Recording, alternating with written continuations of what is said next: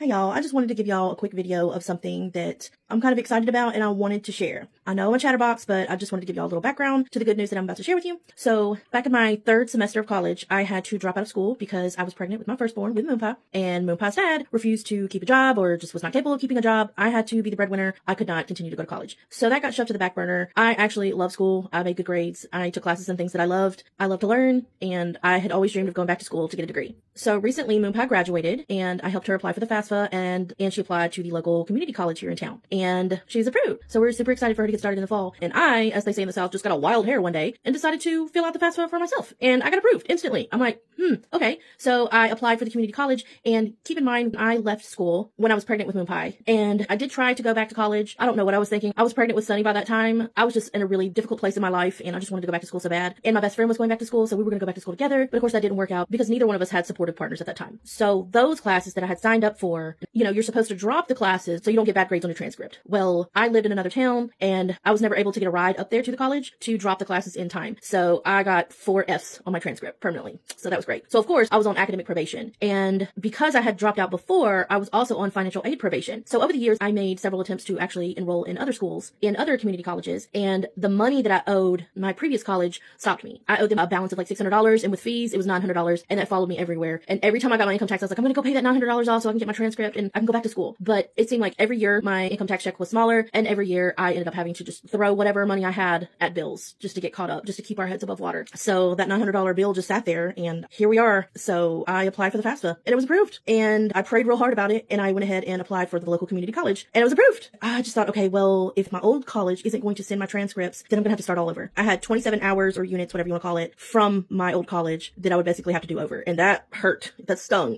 but I said, let me just call and see what I can do, see if they'll feel sorry for me. So I called and I said, I know I still have a balance. I've called several times over the years and they told me that they couldn't send my transcript anywhere until I paid that $900 off, but I just cannot. I can't pay it. And I was interested in maybe doing payment plans or something because I really need my transcript and I need it now. And she stopped me and she said, we actually don't do that anymore. You just go to this website and request the transcript and they'll send you your transcript. So I'm like, okay, I'm not gonna get my hopes up. We're just gonna do this and see what we can do. So they sent me my transcript. They couldn't transfer all 27 credits. They only transferred 18. And I was like, it's totally fine. Like, at least I have that. At least I don't have to do over everything. And so I registered for classes and I had an orientation and I had the interview with the guidance counselors. They were like giving me free stuff. I got like a college planner and a t-shirt and stationery, and like I set up my little college email and they're sending me emails now and it's real now. So I'm really, really excited. I'm really excited. And in a couple of weeks, I'm going to go and get my books at the college store and I'm going to go with Moonpie. We're going to go together. And I just think things have really come full circle. The fact that I dropped out of college to have Moonpie and now I'm going to be starting college in the fall with Moonpie. I think that's so precious.